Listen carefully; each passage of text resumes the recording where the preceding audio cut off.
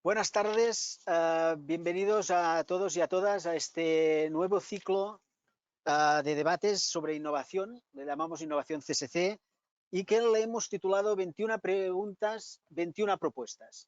La idea es hacer este ciclo de 5 sesiones en las que vamos a tener aquí a los diferentes directores de farmacia de las comunidades autónomas para hablar de la política farmacéutica del siglo XXI. Queremos formular en el total del ciclo, queremos formular 21 preguntas, que no las haremos todas hoy. No, vamos a hacer unas cuantas hoy, vamos a ir ampliando preguntas en las próximas sesiones y para tener al final 21 propuestas a los retos que la política del medicamento y la política farmacéutica plantea en este siglo XXI. Para hacer esto, bueno, yo me presento, soy Antoni Gilabert, director del área de innovación y partenariado de aquí del Consorci de Salud y Social de Cataluña y vamos a hacer este ciclo de debates con mi compañero que se va a presentar él. Soy director del área de farmacia y del medicamento del Consorci de Salud y Social de Cataluña y hoy con nosotros tenemos el placer que nos acompañen la María José Calvo, subdirectora general de Farmacia y Productos Sanitarios de la Comunidad de Madrid, y Nieves Martín Sobrino, directora técnica de prestación farmacéutica de la Comunidad de Castilla y León. Y bienvenidas, espero que estéis cómodas aquí en este entorno que tenemos el placer de poder estar. Muy bienvenidas a las dos. Vamos a empezar ya con las preguntas directamente. Y sabéis que hay 5 ámbitos. Tenemos 5 ámbitos de preguntas. El ámbito de evaluación, financiación y precios, el ámbito de compra y modelos de pago, un ámbito de prescripción, dispensación, un ámbito de utilización, seguimiento y resultados y un ámbito de colaboración público-privada. Y vamos a empezar por el primer ámbito, evaluación, financiación y precios. Y os vamos a hacer una pregunta sobre sostenibilidad.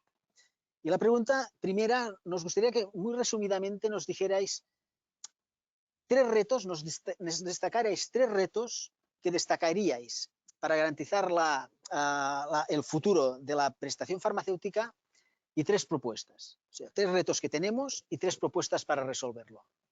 Nieves, si quieres empezar tú. Pues yo creo que en este momento los 3 retos, y por ser muy concisa como tú dices, un reto es la oncología, las garantías de acceso y la sostenibilidad en oncología. El otro gran reto son los medicamentos huérfanos, también la sostenibilidad y el acceso y la financiación con garantías de eficacia, seguridad y a un coste razonable. Y otro tema que es un reto muy importante son los precios, la escalada de precios de los nuevos medicamentos y lo que aportan a la terapéutica, que muchas veces el equilibrio es complicado. Y las 3 propuestas. Las 3 propuestas. En el ámbito de la oncología, yo creo que hay que mejorar la existencia de estudios comparativos en oncología, la elaboración y aplicación de protocolos basados en criterios que optimicen las terapias. En huérfanos, yo creo que hay que revisar la normativa que tenemos y no solo revisar la normativa para la designación y la autorización, que muchas veces son condicionales. Hay que revisar la situación en la que se van encontrando a lo largo del tiempo. ¿Qué resultados obtenemos en salud con ese tipo de autorizaciones? Porque a veces se autorizan, pero luego las revisiones quedan ahí y esas autorizaciones condicionales no vemos a lo largo del tiempo qué ha pasado con esos medicamentos, qué resultados se han obtenido, qué ventajas han obtenido los pacientes. Y luego el tema de los precios, yo creo que el sistema de fijación de precios hay que revisarlo de forma continuada porque el entorno está cambiando en muchos aspectos, pero también hay una parte de necesidad de una mayor transparencia por parte de las compañías, tanto en los costes de investigación y desarrollo como en los de fabricación. Ahora mismo, a efectos de fijación de precios, no hay esa información, prácticamente no existe. Entonces, yo creo que ahí también necesitamos entre todos un poco de esfuerzo de transparencia, sobre todo en estos nuevos productos con resultados a veces con mucha incertidumbre y con condiciones complejas de financiación.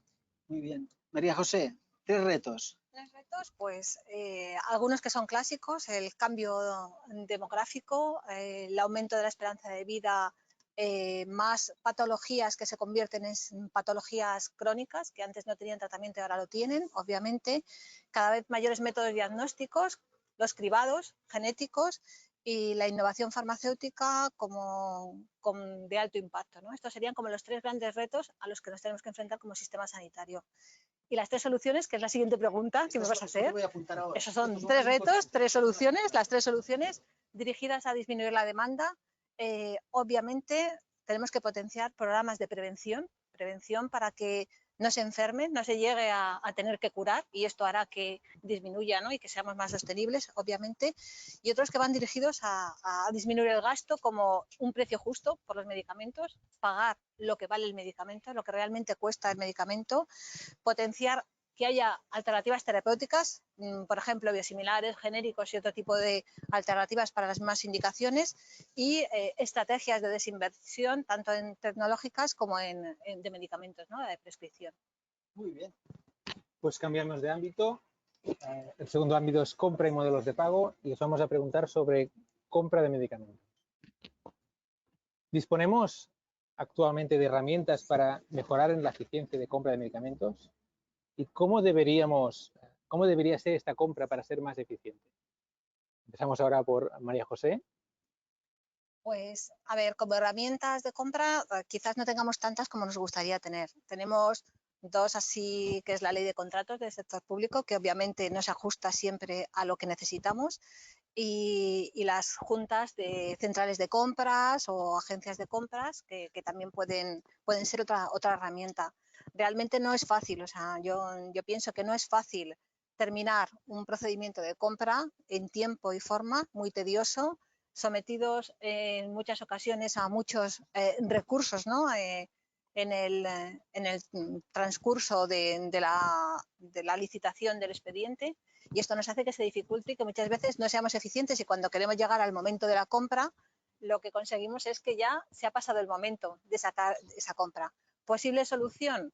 Para nosotros la apuesta es las compras centralizadas, hacer compras centralizadas, que no todos los hospitales o todas las gerencias de primaria tengan que invertir los mismos recursos y los mismos esfuerzos para comprar lo mismo. Pues probablemente esto es la solución que hemos encontrado más fácil, ¿no? ¿Cómo lo ves tú? Pues yo en las compras creo que hay que buscar un equilibrio entre la eficiencia, la agilidad y la aplicación de la ley de contratos del sector público, que no se adapta o no se ajusta en general para nada a la compra de medicamentos. Entonces, eso nos supone un esfuerzo increíble de gestión, un esfuerzo de tramitación con una cantidad de pasos y de etapas en las cuales interviene muchísimos agentes, la parte de legal, la parte de la intervención, la central de compras, y cada uno necesita algún cambio y algún ajuste. Entonces, se alarga enormemente. Y luego, en cuanto a qué hacer, yo creo que hay 3 grupos bien diferenciados. Por una parte, tenemos los medicamentos en los que son monopolios, el medicamento que sea es un monopolio, no hay alternativas claras, y entonces ahí hay una licitación al precio intervenido y el procedimiento de negociado por exclusividad, que también es tedioso a pesar de todo. Luego hay otra parte que son genéricos biosimilares, que pueden ir por una licitación, y en los genéricos que llevan mucho tiempo o los similares que llevan mucho tiempo no hay problemas, por así decirlo, porque no hay demasiada fluctuación de precios. En los biosimilares que salen recientemente al mercado, la verdad es que los precios van bajando de forma progresiva y si sacas una licitación a un precio determinado, eso te queda un poco obsoleto. Entonces también ahí pierdes eficiencia. Y luego hay otro nicho que hay que manejarlo, yo creo, con más habilidad y ver qué es lo que está ocurriendo, que son los medicamentos que ocupan el mismo nicho de mercado, como puede ser, pues, yo qué sé, los medicamentos para la migraña o algunos medicamentos que surgieron para situaciones concretas en algún cáncer concreto, que compiten en el mismo nicho terapéutico. Y en esos casos, a veces, el plantear una priorización nos lleva a veces a que nos hagan una mejor oferta para todo el servicio de salud. Y eso hay que irlo viendo, hay que prever qué puede ocurrir e interaccionar con las compañías farmacéuticas para ver qué condiciones se pueden conseguir para tener una mayor eficiencia. A ver. Ha salido ya la palabra precio, ha salido varias veces, la palabra oferta, la mejor, la bajada de costes, la bajada de gasto, ya está saliendo el tema. Entonces, os queríamos formular una pregunta que además se la vamos a formular a la audiencia, es decir, los que estáis en remoto, los que estáis viendo este debate, podéis ahora, en pantalla vais a tener una pregunta sobre un tema que a mí siempre y a nosotros nos ha preocupado, ¿no? Que es si cuando hablamos de los recursos utilizados para financiar los medicamentos, tenemos que hablar de gasto o tenemos que hablar de inversión. ¿De qué vamos a hablar? Porque se nos escapa mucho la palabra gasto. Sí, porque tradicionalmente siempre hemos hablado de gasto, pero yo creo que se puede hablar de las dos cosas, de gasto y de inversión. Y en este momento yo creo que hay que hablar de inversión cuando sabemos qué resultados obtenemos con los productos que utilizamos. ¿Sí lo sabemos? Pues no siempre. No siempre, y eso es un recorrido que tenemos que hacer. Yo creo que ese es un horizonte que tenemos que tener y en el cual tenemos que involucrarnos cada vez más, porque los medicamentos, los nuevos medicamentos, para ser innovación, creo que tienen que mejorar sobre las alternativas existentes. Tienen que mejorar bien en los resultados o bien en la calidad de vida de los pacientes. Y es necesario avanzar en la integración de los sistemas de información con la historia clínica, con la utilización de medicamentos y eso que permita hacer los estudios o la obtención de todos esos datos, pero sin que sean registros añadidos que sobrecarguen el trabajo de los profesionales. Y eso nos puede permitir tener información y conocimiento para el servicio de salud, para los profesionales, para los pacientes, pero también para las compañías farmacéuticas. Y eso yo creo que es muy interesante porque eso nos puede llevar a que si tenemos, en los casos de mayor incertidumbre, obtenemos esos resultados complementarios para las compañías, sobre todo en medicamentos con autorizaciones condicionales y demás, a lo mejor tenemos que compartir los costes. Pero, a ver si lo he entendido. Yo si lo he entendido bien o sea, esto se puede utilizar gasto o medicamento en función de si sabemos los resultados. Hombre, yo creo que por lo menos hay que tenerlo en cuenta. María José, ¿tú de qué hablas más? ¿De gasto o de inversión? Pues yo desde hace un tiempo de inversión, más que de gasto, porque realmente estamos invirtiendo en salud, en calidad de vida, pero estoy de acuerdo con Nieves en que no siempre tenemos toda la información que nos lleve a saber si realmente un coste de tratamiento año de 100.000 euros estamos invirtiendo en supervivencia libre de progresión, en supervivencia global, en calidad de vida. Es decir, yo creo que dependiendo del qué, las lagunas de ineficiencia no podemos estar hablando de que es inversión, esto es un gasto. No solamente que tengamos incertidumbre en los medicamentos, sino que si los medicamentos no se utilizan donde se tienen que utilizar, en la necesidad y la indicación para la que están estudiados con los ensayos clínicos, es difícil que podamos hablar de inversión. Ahí es un gasto, obviamente. No sé lo que nos ha dicho la audiencia, porque han podido votar. Y ahora no lo veo en pantalla. Vale, pues el público nos dice que de lo que estamos utilizando de recursos, la muestra no es representativa, no vamos a con esto a hacer una conclusión muy de esto, pero en todo caso podríamos decir que el público que tenemos hoy piensa que de todo lo que utilizamos en dinero para los medicamentos, el 90% se justificaría como una inversión, un poco lo que decías tú ahora, ¿no, María José? Y el otro 10% es este que supongo que o no sabemos bien los resultados o podrían ser mejores y por lo tanto es gasto. Y como decíais, los ámbitos de elevada incertidumbre, nos movemos al tercer ámbito, a prescripción y dispensación, y os vamos a preguntar sobre los medicamentos en situaciones especiales, ¿no? Un ámbito de elevada incertidumbre. ¿Cómo podemos o cómo se puede resolver el problema de la financiación de medicamentos en situaciones especiales? Especialmente cuando no hay otra alternativa terapéutica. Yo creo que hay que diferenciar por qué está en medicamentos en situaciones especiales, es decir, por qué tenemos que traer un medicamento por situaciones especiales. Hay una cantidad de medicamentos que traemos porque este medicamento está pendiente de decisión de financiación, entonces obviamente si esto va a cubrir una laguna terapéutica, lo suyo es que agilicemos los procesos de negociación para que se fije el precio lo antes posible, pero que lo agilice no solo la administración, sino también la industria farmacéutica a la hora de poner el precio justo en el primer momento, no oferta contra oferta contra oferta y más oferta, sino que directamente una negociación rápida, justa, con el precio justo, y esto haría que se financien rápidamente y que esté poco tiempo en ese momento del limbo, ¿no? Otro tipo de medicamentos en situaciones especiales son aquellos que tienen resolución de no financiación. Obviamente, el cómo financiarlo, si ya no tiene resolución de financiación, pues no la tienen. ¿Y por qué no la tienen? Pues porque existe incertidumbre clínica o financiera.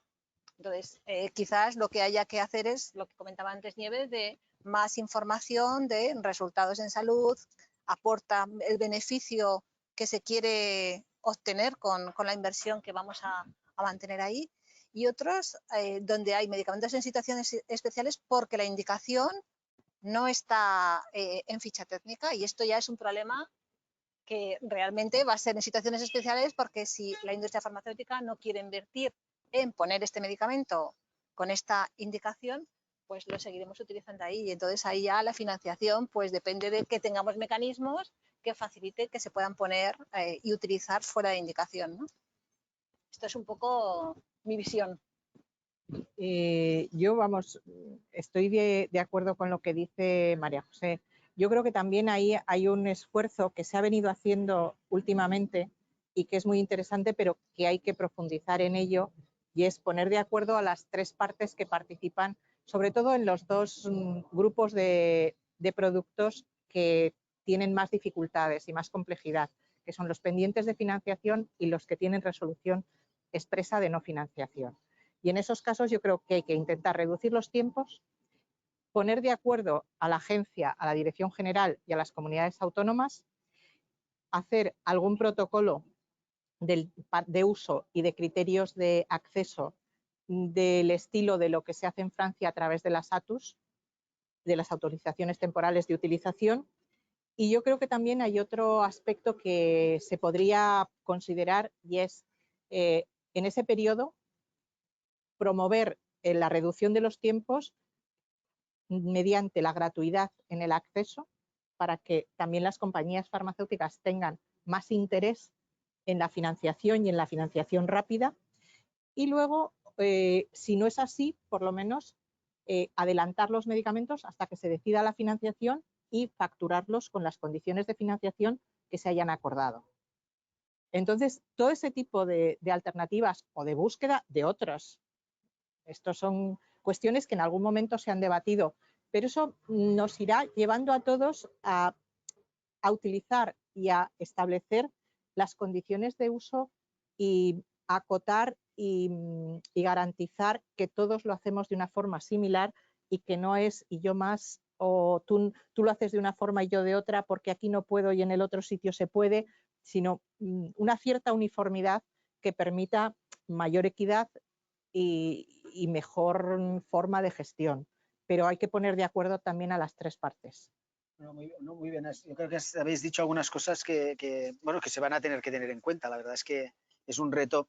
En este mismo ámbito 3 de la prescripción y la dispensación hay un tema siempre muy controvertido, que, bueno, para la gente, hay gente que es muy controvertida, para mí es muy fácil, pero sí, yo esto es de las cosas que, pero que es el tema de los incentivos.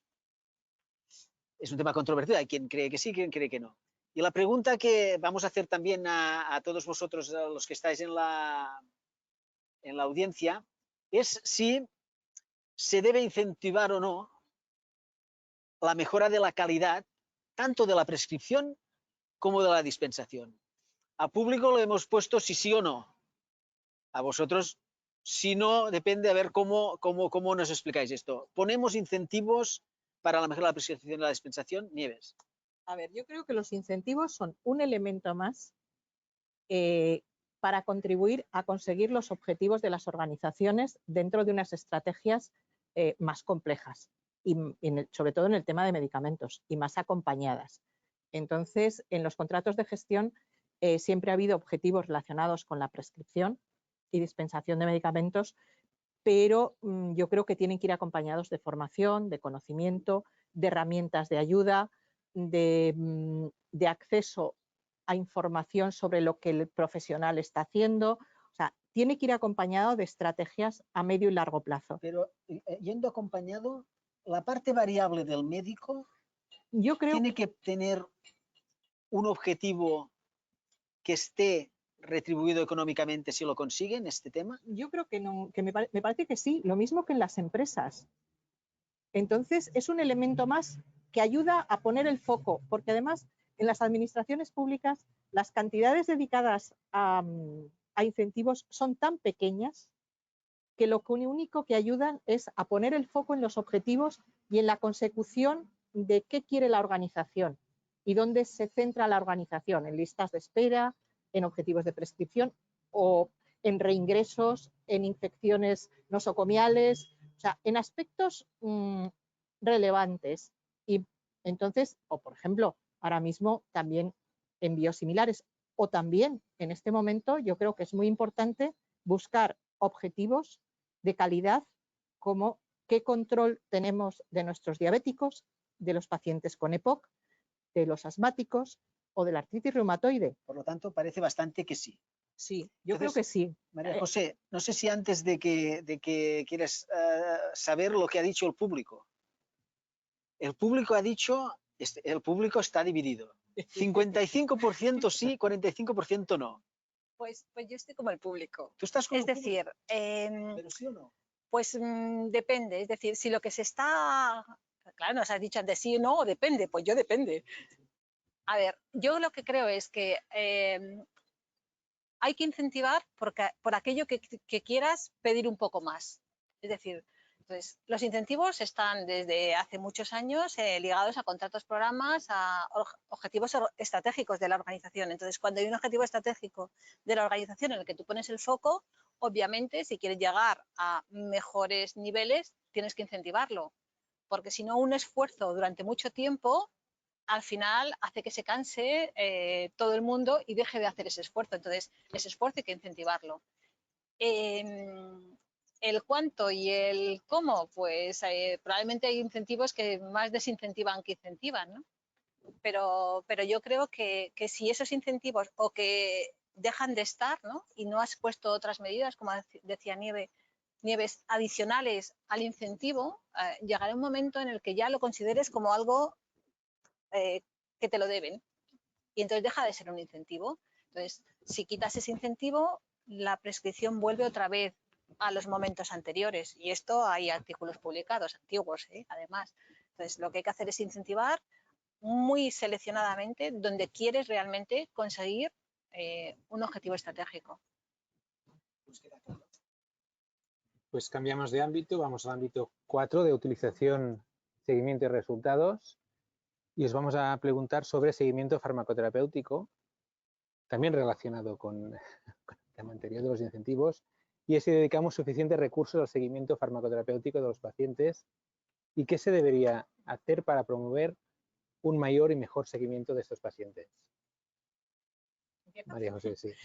Pues yo creo que no dedicamos suficientes recursos. Así que ahí eso sí que sería un incentivo, dedicar más herramientas y recursos para que los profesionales tengan más tiempo para dedicar a hacer este seguimiento farmacoterapéutico. Nosotros en Madrid hemos optado por potenciar, ¿no?, la colaboración médico-farmacéutico, potenciar la colaboración farmacéutico con farmacéuticos de otros ámbitos asistenciales, para que esto potencie el seguimiento, sobre todo en las continuidades asistenciales. Y sobre todo potenciarlo en atención primaria, porque nuestra mayor parte de pacientes vulnerables, pacientes polimedicados con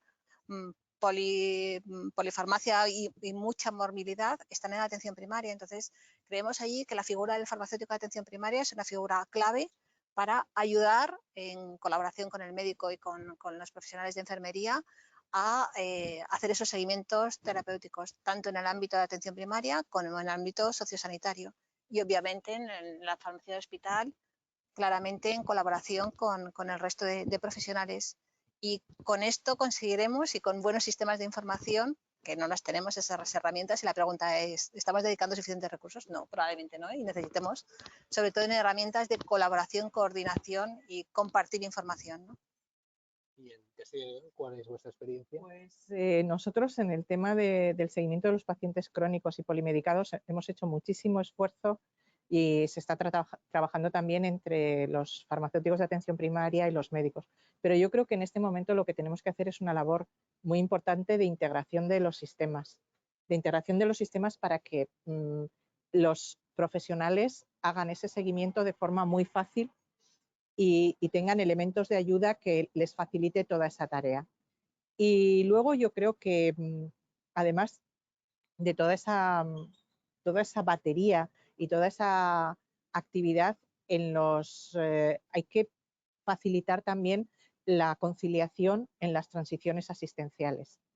Y ahí también hay un esfuerzo de tecnologías de la información, no de tecnologías en sentido tecnológico, sino tecnologías con inteligencia y conocimiento, que es más complicado.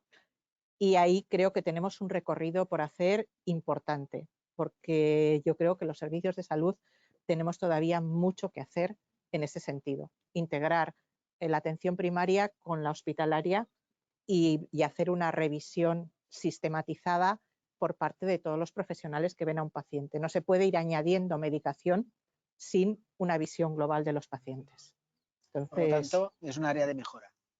Importantísima. Un área de mejora que queríamos añadir otra que no sé si, yo creo que ha salido al principio, creo que lo ha dicho María José, pero en el tema de la prevención. Vamos a preguntar qué opina la audiencia sobre si deberíamos invertir más o menos en la prevención de problemas de salud relacionados con los medicamentos, y a vosotras os vamos a preguntar qué deberíamos hacer, si es que consideráis que hay que invertir un poquito más, qué se debería hacer para mejorar este ámbito, ¿no? Porque todos sabemos que al final el diagnóstico muchas veces no tiene nada que ver con el problema que lo ha suscitado, y a veces el paciente pues lo tenemos dando vueltas entre el servicio de urgencias y los servicios extrahospitalarios sin resolver el tema, solo resolviendo el problema. Entonces, ¿cómo veis esto? A ver. Pues yo creo, y volviendo un poco a la pregunta anterior y a la línea que habíamos comentado, yo creo que hay una parte, para nosotros ahora mismo hay una prioridad en los crónicos polimedicados, porque creemos que en este momento ha habido dos factores que han conllevado una pérdida de actuación por parte de los profesionales. Uno de ellos ha sido la pandemia. La pandemia ha promovido en ciertas situaciones un mayor acceso de los pacientes a la medicación a través de la receta electrónica, sin que al paciente muchas veces le sigan viendo. Y de hecho la receta electrónica facilita que en un momento determinado un paciente pueda tener el tratamiento para un año sin que acuda al centro de salud. Y por otra parte se han renovado tratamientos de forma automatizada para evitar que el paciente tuviera que acudir al centro de salud por el riesgo que ello conllevaba. Entonces, estos son dos factores que nos han hecho que ahora mismo tengamos que poner el foco en todas esas actividades. Y ahora mismo nosotros estamos obteniendo información para promover con los profesionales aquellos pacientes de cada uno de sus ámbitos asistenciales a los que sería prioritario la revisión de su tratamiento y con qué características y con qué sistemática. Porque en estos casos, además, son pacientes en muchísimas situaciones, pacientes muy frágiles, que la revisión de la medicación, la de prescripción, la revisión de interacciones y de efectos adversos que a veces se tratan con un medicamento adicional, hay que verlo en su conjunto y tiene que verlo el médico de una forma global. Entonces, nosotros creemos que los problemas relacionados con los medicamentos son una parte muy importante de la actividad de los médicos de atención primaria, que son al final quienes ven globalmente al paciente en el día a día. ¿El público qué nos ha dicho? Bueno, el público está entregado, ¿eh? 95% que sí, que hay que invertir más en esto. María José, ahora te preguntamos a ti, pero me gustaría que añadieras también un aspecto, porque ya más ligado también a lo que sería la prevención primaria, porque ahora Nieves ha hablado de decir, oye, vamos a revisar, pero podemos saber a través del Big Data, de estas cosas, podemos saber ya quién tiene una susceptibilidad. Es decir, prevención secundaria sería cuando ya hemos tenido el problema, vamos a resolverlo, pero ¿podemos anticipar qué pacientes hay que hacer alguna actuación para que esto ya no suceda? Pues podemos hacer cosas. Una de ellas, por ejemplo, es que aprovechando que tenemos receta electrónica, los sistemas de información de la prescripción ya los sistemas de prescripción muy avanzados, pues incluir herramientas de ayuda a la prescripción que eviten que ocurra el problema. También tenemos información que podemos detectar qué pacientes tienen, por ejemplo, para el tema de las duplicidades e interacciones, qué pacientes, antes de que ocurra, en la farmacia, con las oficinas de farmacia, hacer programas específicos de revisión en el momento de la dispensación. Y otro aspecto que también me parece que es fundamental para hacer esa prevención primaria es dotar, por ejemplo, a los servicios de farmacia hospitalaria de robotización, de modernización de los servicios de farmacia hospitalaria en la dispensación a pacientes externos y darles herramientas para que, en vez de estar haciendo el trabajo más mecánico de la dispensación, que apoyen con el valor del farmacéutico de hospital en esa dispensación a pacientes externos. Así se pueden detectar muchos problemas relacionados con la no adherencia adecuada al tratamiento o con cualquier forma de utilizar mal los tratamientos porque no han tenido suficiente información. Yo creo ¿Creéis que el año que viene vais a tener más recursos para hacer esto? Sí. Sí, lo que es complicado en nuestras organizaciones no es tener más recursos, es poder utilizarlos bien. Porque además lo veníamos comentando y lo hemos estado comentando hoy por la mañana. Y es que el problema que tenemos es que cualquier licitación de las mejoras de los sistemas la tenemos que hacer conjuntamente con las áreas de informática o tecnologías. Nos tenemos que poner de acuerdo y hay una parte muy funcional, que es la nuestra, pero hay otra parte muy tecnológica en las licitaciones que tienes que tener ese apoyo. Y todo ese engranaje en nuestras organizaciones a veces nos cuesta un poquito moverlo. Lo movemos porque somos muy persistentes, pero nos cuesta. Bueno, a ver si invertimos en esto, porque la verdad es que, lo tenemos clarísimo. Resolveremos la parte del 10% del gasto que nos decían. ¿No? Sí. Muy bien. Pues muchos de estos proyectos a veces tienen que ver con la colaboración público-privada, que es el quinto ámbito que vamos a tratar hoy. Y antes de empezar a hacer las preguntas sobre este ámbito, vamos a preguntar también a la audiencia sobre si es necesaria la colaboración público-privada para la sostenibilidad del sistema de salud. Y la primera pregunta para situarnos también tiene que ver con la pandemia, ¿no? ¿Cómo está variando este modelo de visita médica y de relación con la industria farmacéutica y profesionales sanitarios? ¿Y cómo veis que va a evolucionar o está evolucionando? ¿Veis que esta visita médica va a ser igual que en el pasado? ¿Vamos a volver al modelo del pasado o ya no hay un punto de no retorno y ya vamos a un modelo de visita médica totalmente distinto? Yo creo que ha cambiado. Ya estaba cambiando, ¿no?, el modelo de visita médica, porque creo que los profesionales que se dedican a la visita médica tienen un perfil diferente al que tenían hace ya bastantes años en cuanto a cómo se enfrentan a esa visita médica. Creo que se han convertido más en, están mejor formados, mejor formación, más dirigida a dar información sobre la novedad, ¿no?, que aportan los medicamentos que tiene cada una de las industrias. Y durante la pandemia ha cambiado el modelo de relación a un modelo de mayor confianza, o al menos este es mi punto de vista. El haber vivido situaciones en las que nos hemos enfrentado a desabastecimientos de medicamentos, en las que las situaciones han sido muy complicadas, nos ha dado la posibilidad de acercarnos más a la necesidad que tenemos los unos de los otros, ¿no? Y yo creo que esa colaboración va a tener que seguir así. El modelo de relación de aquí en adelante, pues probablemente cambiará en cuanto a la visita presencial, es decir, seguramente que la visita presencial, estar a la puerta del centro de salud o del centro de hospital, pues probablemente entiendo que debería cambiar, ¿no?, y adecuarse más a las nuevas tecnologías de no tan presencial. Con respecto al tema de la visita médica, yo creo que ahora mismo tiene un componente más profesional y con un perfil de mejor preparación de los visitadores.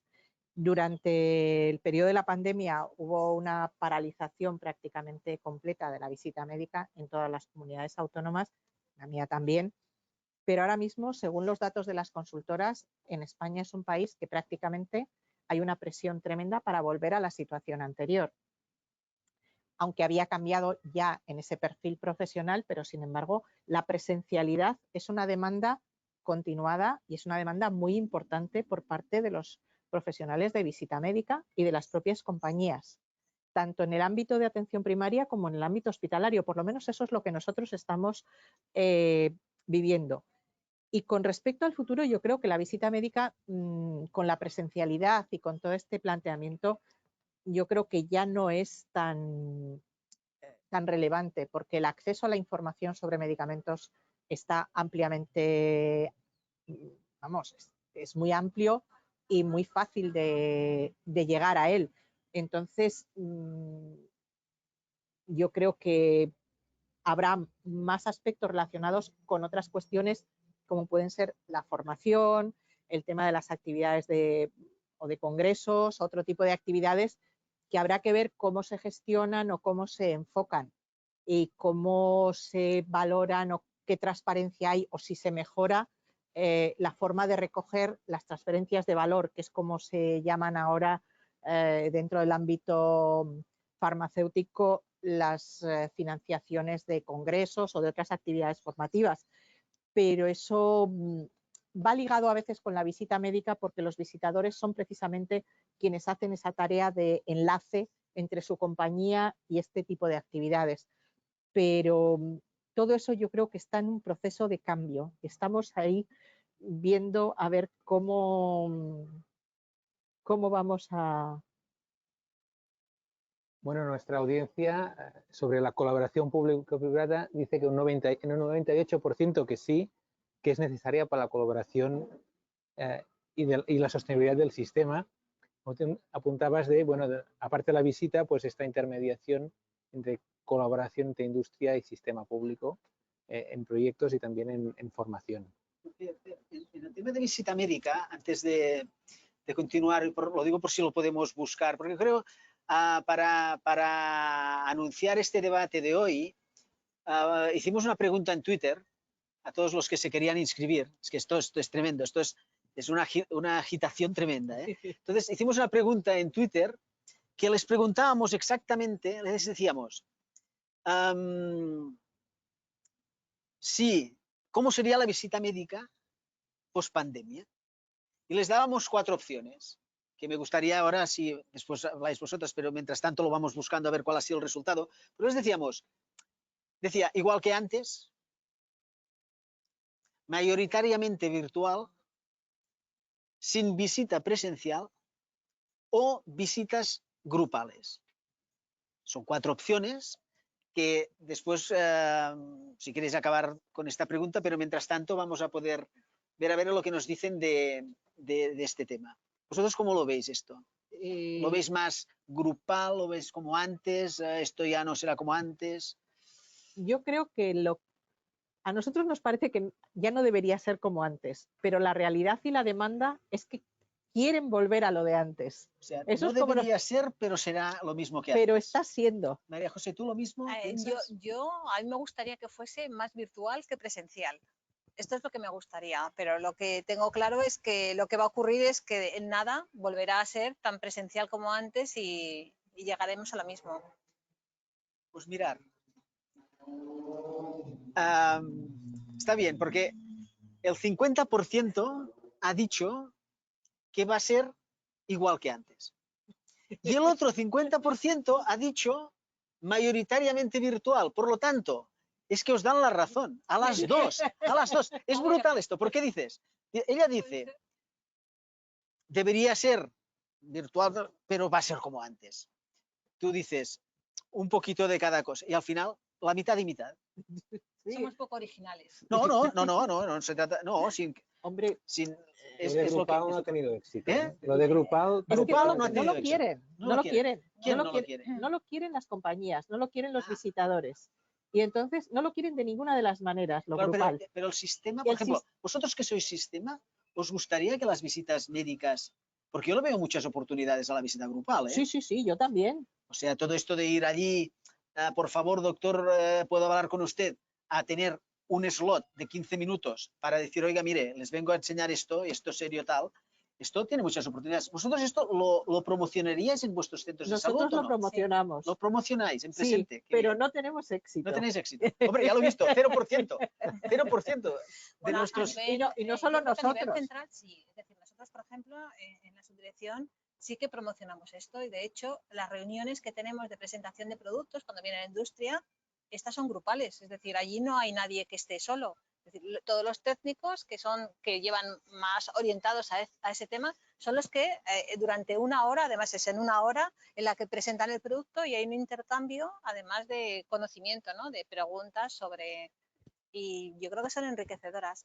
No lo veo tanto en el centro más, pues en el hospital o en el centro de primaria. En el centro de primaria yo hace muchos años también lo promocionábamos y solamente algunos centros de salud lo interiorizaron y lo hacían así. Y Pues el esto, resultado era bueno. al público que sí, como todo el público que tenemos hoy va a repetir las próximas sesiones, seguro, pero si no repiten, no repiten. Pero los que vayan a repetir, les invitamos a que respondan esta pregunta que hacemos en Twitter, que va a ser otra, la de la siguiente sesión va a ser otra, porque he visto que tampoco hay, creo que no ha habido una gran N, ¿eh? Por lo tanto, es importante que, porque claro, como más grande sea la N, más interesante es la respuesta. Bueno, disculpar porque teníamos esto pendiente y ha ido bien. Asociaciones de pacientes, estamos en el mismo ámbito de partenariado, bueno, de estas relaciones colaborativas. ¿Cómo es, o sea, presente, y cómo debería ser la relación entre las asociaciones de pacientes y dos agentes, que sois vosotros, administración pública y industria farmacéutica, con unos y con otros? ¿Cuál tendría que ser la relación de las asociaciones de pacientes? Hombre, yo creo que las asociaciones de pacientes en este momento pueden tener, y de hecho tienen mucha relación con la industria relacionada con su ámbito de patología, y luego tienen relación muchas veces con las administraciones. La financiación de estas asociaciones muchas veces está realizada fundamentalmente por la industria y a veces también reciben ayuda de las administraciones. Lo que pasa que yo creo que en todo este entorno lo que sí tendríamos que llegar es a una mayor transparencia en la financiación de las asociaciones, de forma que los conflictos de intereses existentes fueran visibles, porque realmente muchas veces llegan a las administraciones defendiendo la posición de las compañías, no a veces ni incluso la posición propia. Entonces, yo creo que tenemos que avanzar ahí. Lo mismo que ocurrió y que evolucionó el tema de la industria a la declaración de las transferencias de valor, yo creo que tiene que haber un ámbito de conocimiento de cómo se financian estas asociaciones, en qué cuantías y si tienen conflicto de intereses o no lo tienen. Lo mismo que hay un profesional sanitario que puede tener un conflicto de intereses y lo importante es que si hace una publicación lo declare, también es importante que una asociación de pacientes que va a defender los intereses de su grupo, pero también que los conflictos de intereses que tenga, que los declare. Entonces yo creo que por ahí tenemos que ir avanzando.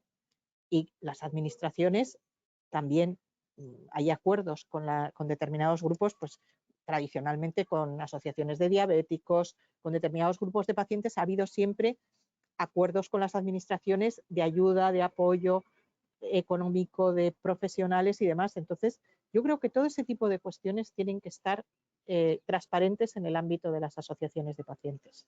María José, ¿cómo lo ves tú? Pues yo creo que sí que tiene que haber relación de las asociaciones de pacientes o de los pacientes de forma neutra con la administración.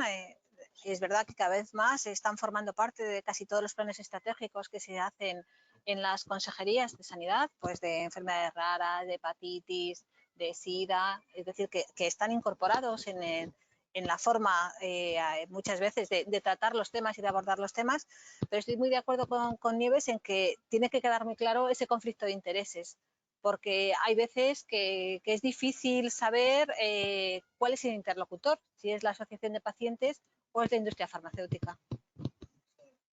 Conflicto de intereses. Y ahora os hacemos la pregunta a vosotras como representantes de la Administración Sanitaria, ¿cómo es y cómo debería ser esta relación con la industria farmacéutica? Si también hay transferencia a vuestro nivel y a otros niveles de la Administración Sanitaria, por supuesto. Pues yo creo que tiene que haber esta relación porque hay una transferencia de conocimiento entre la industria y la administración, y hay una transferencia económica en cuanto a que somos los mejores clientes de la industria farmacéutica, en el sentido de que los presupuestos o el gasto farmacéutico, la inversión en medicamentos es muy alta. En la Comunidad de Madrid, cerca de 2.600 millones de euros es lo que gastamos o invertimos en medicamentos en el año pasado. Entonces debe existir esta relación y que tiene que ser una relación, pues eso, de confianza.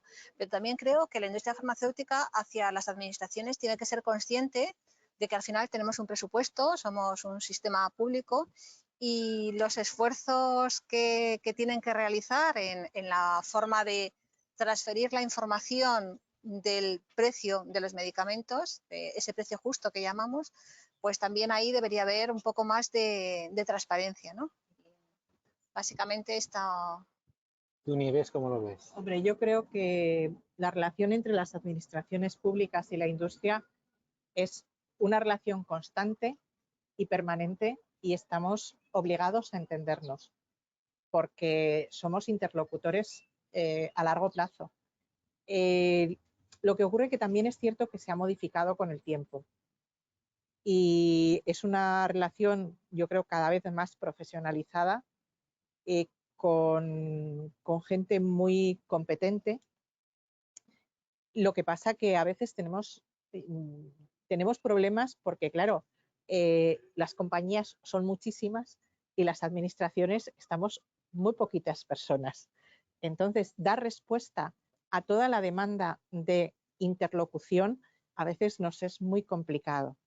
Querríamos dársela toda, pero si hacemos tanta interlocución, no hacemos nuestro trabajo. Entonces, tenemos que buscar también ciertos equilibrios entre los contactos y la información que nos transmitimos mutuamente. Tenemos que ir buscando foros y ámbitos que sean más reducidos, más concretos, más puntuales y que nos aporten mucho a ambas partes. Entonces yo creo que eso tenemos que ir trabajando para cambiarlo, porque desde luego lo que está claro es que nos tenemos que entender, porque estamos en el mismo sector, en el mismo ámbito y en el mismo nicho. Entonces yo creo que tenemos mucho recorrido, pero yo creo que también ha mejorado. Ha mejorado porque todos estamos dispuestos a hablar y a poner nuestras posiciones encima de la mesa y a respetar esas posiciones. Me parece estupendo, la industria tiene las suyas, pero las administraciones tenemos que tener la nuestra y tenemos que hacer nuestro papel. Y gestionamos fondos públicos y eso tenemos que entenderlo todos, que tenemos que gestionarlo correctamente y con la mayor eficiencia. Entonces, tradicionalmente la administración siempre se ve como algo lejano, poco eficiente y poco consistente. Sin embargo, yo creo que hay muy buenos profesionales, gente muy competente y que lo que tiene es que hacer bien su trabajo. Pero para eso tenemos que buscar ciertos equilibrios. Pues muy bien, vamos a ir terminando.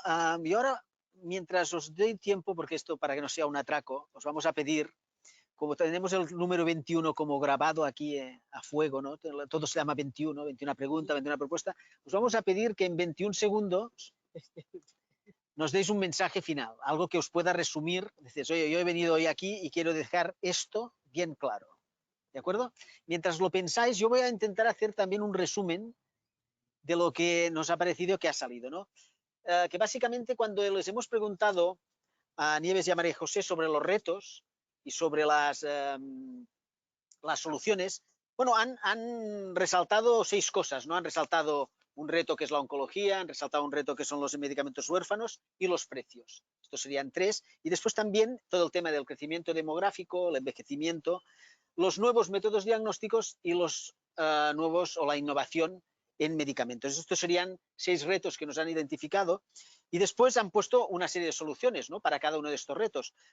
Mejorar todo el tema de los estudios comparativos en el ámbito de oncología, la revisión de la normativa en el tema de los medicamentos huérfanos, la revisión continua de precios, el aumento de la prevención para evitar todo o para minimizar todo lo que sería el cambio demográfico que tenemos y la cronicidad, la armonización tanto de métodos diagnósticos como de innovación en medicamentos y el precio justo, entendido como intentar buscar el mejor precio para disminuir este gasto o inversión que hemos hablado. Esto ha sido como hemos empezado, ¿no? Pero puede ser un buen resumen. Después, ¿qué otras cosas hemos dicho?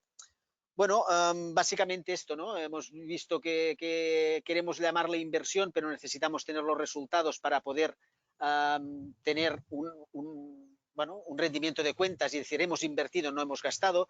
Más o menos ha salido que un 10% sería gasto, un 90% sería inversión. ¿Qué más hemos dicho?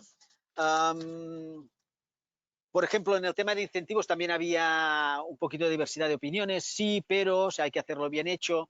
Ha habido una idea muy interesante, decir, sí, objetivos e incentivos, pero para cosas nuevas y que no se perpetúen, sino simplemente es cuando quieres obtener algo, pues pones el incentivo, ¿no? Más cosas que se han dicho, sobre todo se ha hablado mucho de la prevención y del seguimiento farmacoterapéutico. Yo me he quedado con la idea de que son 2 asignaturas no pendientes, pero sí de mejora, es decir, tenemos que mejorar en el seguimiento farmacoterapéutico, tenemos que mejorar en la prevención de problemas relacionados con los medicamentos y en la colaboración público-privada, pues parece ser que todo el mundo parece ser que sí, que está de acuerdo, pero que evidentemente cuando empezamos a preguntar, bueno, industria profesionales, industria administración, pacientes industria, pacientes administración, pues bueno, llegamos a la conclusión que es más el cómo que el qué, ¿no? En definitiva, nos necesitamos todos, pero evidentemente hay que hacerlo bien. No sé si os parece bien el resumen. En todo caso, si no os parece bien, pues podéis ahora tener también un momento para decir si en algo no hemos acertado. Y vamos a terminar, a no ser que queráis continuar, pero si no hay nada de esto, vamos a terminar con 21 segundos de mensaje final. Empezamos por ti, Nieves. Yo creo que tenemos un reto de mejora, como lo has dicho, que es la integración de los sistemas de información para obtener resultados en salud y conocimiento. Y ese conocimiento nos permitirá avanzar en la mejora de la gestión y la sostenibilidad en la prevención. Para ello también hay que tener en cuenta un tema de precios y costes y una mejora de todas las herramientas que tenemos para la fijación de precios. Y luego, como tú decías, hay que buscar nuevas formas de entendimiento en el sector y de equilibrios en la comunicación. Pues muy claro. María José. Esto de hablar la segunda y de estar tan en sintonía con, No, está bien, con está bien. Nieves hace que me haya pisado casi mis 10 primeros segundos, que es invertir todavía más y abundar, ¿no?, en la necesidad de tener sistemas de información que nos permitan compartir las historias clínicas. Es decir, que independientemente del ámbito hospital, primaria, sociosanitario, donde está el paciente, todos los profesionales que vayan a atender a este paciente para poder realizar un seguimiento farmacoterapéutico, un seguimiento clínico adecuado, compartan esta información. Es decir, que yo creo que debemos de avanzar en esa historia clínica única que nos permitirá, por una parte, obtener mejores resultados en salud, obtener información de si los estamos obteniendo, porque tendremos información de sacar, mayor seguridad, menores problemas de utilización de medicamentos mal, ¿no?, de problemas de seguridad, menos problemas de seguridad, y básicamente ser más ágiles, ¿no? Nos quedaría el ser más ágiles en los modelos de compra, que creo que ahí nos queda mucho por avanzar todavía, con esta ley de contratos en la que todavía seguimos intentando armonizarnos, y ser eficientes principalmente en ser capaces de utilizar todas nuestras herramientas de alternativas terapéuticas para poder cumplir con unos presupuestos que cada vez son más justos, ¿no? Pues, Pep, ¿alguna cosa más? Pues nada más, agradeceros a vosotras por estar aquí, acompañarnos hoy aquí al consorcio, a los pies del Tibidabo y a la audiencia por estar conectada y haber sido tan participativa en la respuesta a las encuestas. Muchas gracias. Os emplazamos a todos a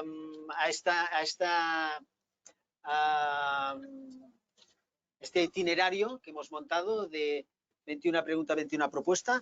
El próximo 25 de octubre es el próximo lunes. Esto lo vamos a hacer cada lunes durante 5 semanas, excepto la semana del 1 de noviembre, que es fiesta.